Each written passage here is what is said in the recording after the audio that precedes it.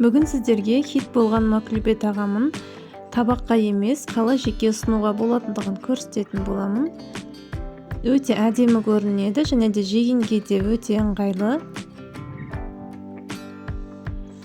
Міндетті түрде дайындап көріңіздер. Алдымен сәбізді жұқалап дөңгелек етіп турап аламыз. Картопты да дәл солай дөңгелек етіп жұқалап турап аламыз.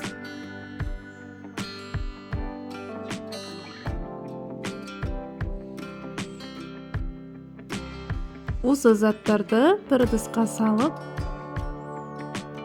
дайындап қоямыз.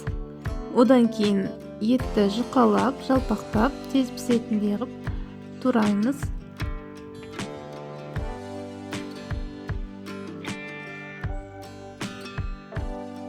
Енді қызып тұрған майымызға алдымен сәбізді қуырып аламыз. Сәбіздің пісуі міндетті емес, тек кішкене қуырылса жеткілікті. Майды да көп құюдың қажеті жоқ. Осындай палауға кететіндей май мөлшерінде қосуға болады, кішкене ғана.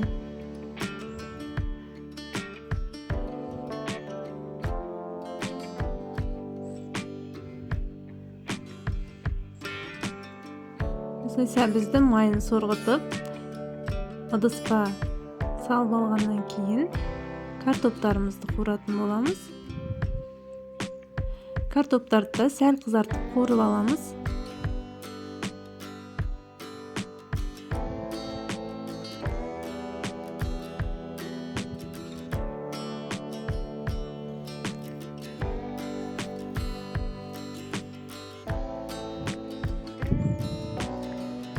Картоптарды әбден барлығын қуырып болғаннан кейін барып, етімізді қуыратын боламыз. Етті де сәл қызартып қуырамыз.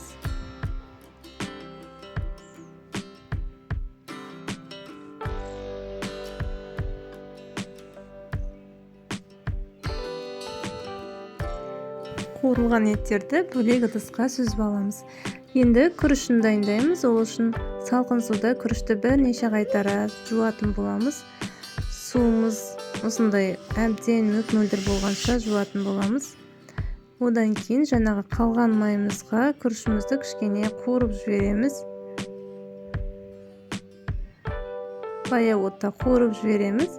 Үстіне менде бұл жерде 1,5 кесе күріш, сіздер өз қалауларыңызша қоссаңыздар болады. Және де 2 кесе су құйдым.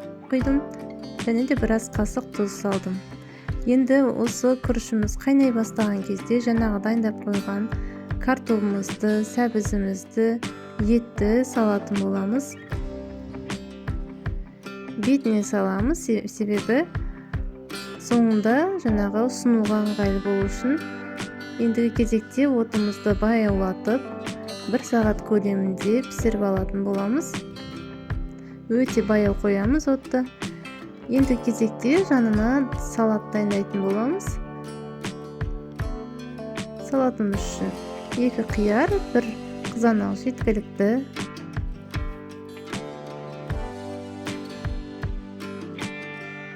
Осылай кішкене 4 бұрыш етіп тураймыз. Қызанағымызды осылай 4 бұрыш етіп турап аламыз.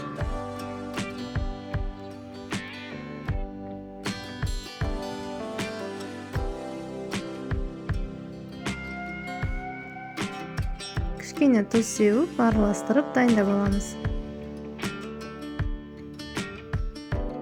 Енді кезекте тағамымыздың бетіне тұздық дайындайтын боламыз. Ол үшін осылай пиязды, жарты пиязды және де біраз ас көп қосамыз, яғни укроп.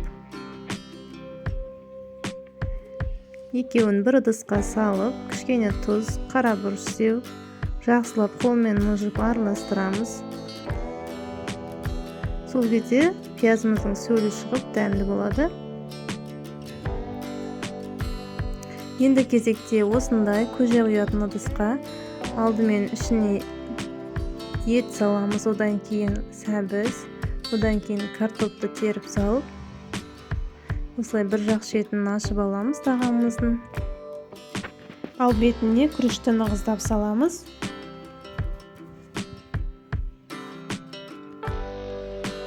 Ендігі кезекте осылай тарелкамызға төңкереміз. Әдемілеп сәндейтін боламыз. Үстіне жаңағы тұздығымызды саламыз.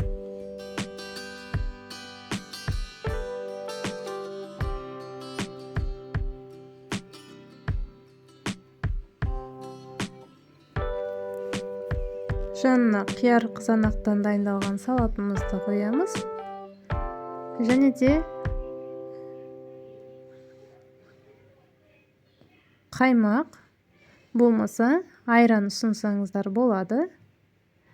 Бірақ меніңше қаймақпен дәмдірек болатын сияқты. Өте дәмді болып шығады. Міндетті түрде дайындап көріңіздер. Астарыңыз дәмді әрі берекелі болсын.